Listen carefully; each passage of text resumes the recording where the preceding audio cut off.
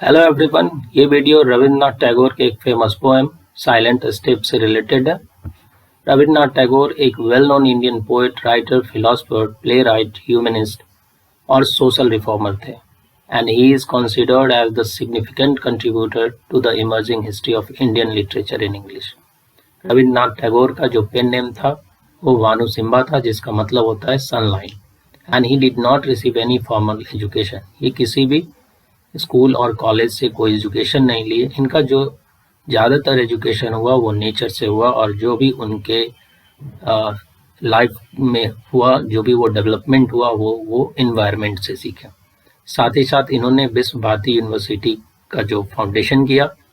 रविन्द्रनाथ टैगोर अपने literary career में बहुत सारे रिमार्केबल वर्क लिखे, जिसमें से कुछ बंगाली जो वर्क है जो फेमस हुए वो है नैवेद्य, खेया और गीतांजलि। ये सारे वर्क 1910 में पब्लिश हुए। गीतांजलि का जो इंग्लिश वर्जन है वो 1912 में पब्लिश हुआ, और पब्लिशन के साथ ही ये सक्सेसफुल हो गया। और इस बुक को, यानी इस कलेक्शन ऑफ पोएम को W.B. येट्स और एजरा पाउंड के द्वारा काफ़ी प्रेज किया गया। गीतांजलि में टोटल 157 पोएम्स है, और टैगोर को इनके लिए 1913 में नोबेल प्राइज़ दिया गया, और ये पहले एशियन राइटर थे जिनको नोबेल प्राइज़ दिया गया लिटरेचर के लिए। सो टैगोर का ये जो पोएम है साइलेंट स्टेप, ये गीतांजलि में 45th पोएम है and one of the famous poems in Gitanjali. It is also a devotional song to the god which retreats his eternal presence. तो ये जो पोएम है वो 45th पोएम है गीतांजलि का, और ये काफ़ी फेमस है, और ये डिवोशनल सॉन्ग है गॉड के लिए, जो बार बार इस बात को याद दिलाता है कि गॉड यहाँ है और उनका जो प्रेजेंस है वो क्या है, इटर्नल है। The poem begins with the line, have you not heard his silent step, he comes comes ever comes. So इस बात को ये दिखाता है, जो पोएट है रविन्द्रनाथ टैगोर, वो काफ़ी अवेयर है गॉड के प्रेजेंस को लेकर, उनके उपस्थिति को लेकर, और मानते हैं कि गॉड सब जगह है। And he tries to make aware of his presence to the reader. साथ ही साथ ये चाहते हैं कि जो रीडर्स है वो भी इस बात को समझे कि गॉड का जो प्रेजेंस है वो इटर्नल है, वो हर जगह पे है। According to the poet, he always comes in every moment, every age, every day and every night.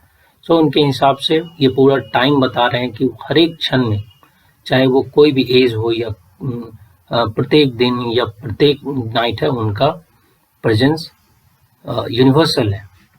Further वो कहते हैं कि he has sung many a song in his different state of mood like happiness, tension, anxiety, anger, depression, distraction, confusion, etc.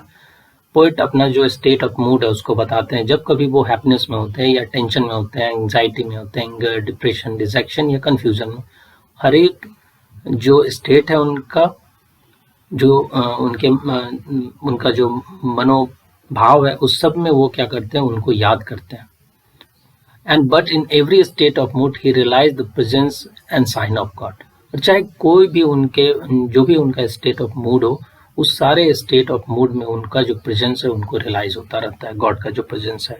The diversion in mood and remembering the god shows poet's consistence to the god. और ये जो diversion है उनके mood में, like कि कभी happiness है, कभी टेंशन है, कभी एंग्जाइटी है, तो उन सब जो मूड है, डिफरेंट टाइप्स ऑफ जो मूड है उनका जो फ्लक्चुएट करता रहता है, उसमें भी वो घबराते नहीं है, वो हमेशा उनके प्रेजेंस को फील करते रहते हैं।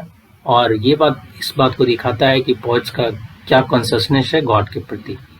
नेक्स्ट आप देखेंगे नेक्स्ट लाइन में, the poets talks about the 2 months April and July. वो 2 मंथ का नाम लेते हैं, अप्रैल और July. The month of April denotes spring season which stand for rebirth, wherein the new plants and new flowers bloom। So April famous month है, और इसको जाना जाता है कि इसमें नए नए जो फ्लावर्स है वो आते हैं, नए नए प्लांट्स आते हैं, और साथ ही साथ ये रीबर्थ को डिनोट करता है, मतलब एक काइंड ऑफ प्रोडक्टिविटी लाता है। While the month of July denotes raining season which stand for sadness and melancholy. और वहीं जो रेनिंग सीजन है वो सैडनेस और मेलनकॉली को दिखाता है। So according to the poet, in April the god comes through the forest path. So यहाँ रविन्द्रनाथ टैगोर कहते हैं कि अप्रैल में गॉड फॉरेस्ट पाथ से आते हैं, फॉरेस्ट के रास्ते से आते हैं। वहीं जुलाई में वो he comes on the thundering chariot of clouds, और ये क्लाउड के रथ, क्लाउड को जैसे कि भगवान का रथ है, इस टाइप से वो यहाँ पे लिखते हैं कि he comes on the thundering chariot of clouds.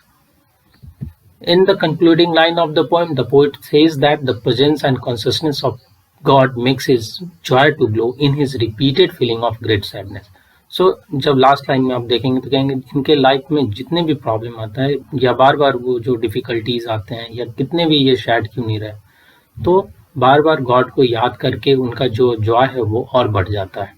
तो इस टाइप से सारे रीडर्स को ये बताना चाहते हैं कि गॉड का क्या प्रेजेंस है हमारे लाइफ में, और ना केवल प्रेजेंस है बल्कि वो हर एक जो भी हमारा मूड होता है उन सब से मतलब उन सब डिफरेंट काइंड्स ऑफ मूड में वो रहते हैं। सो ये पोएम रविन्द्रनाथ टैगोर का डीप फेथ, जो रिलीजियस बिलीफ है और जो उनका रिलेशन है गॉड के साथ, उसके बारे में ये poem. So this was the poem regarding R.N. Tagore, Silent Step. Hope it will help you in your preparation of exam. Thank you all.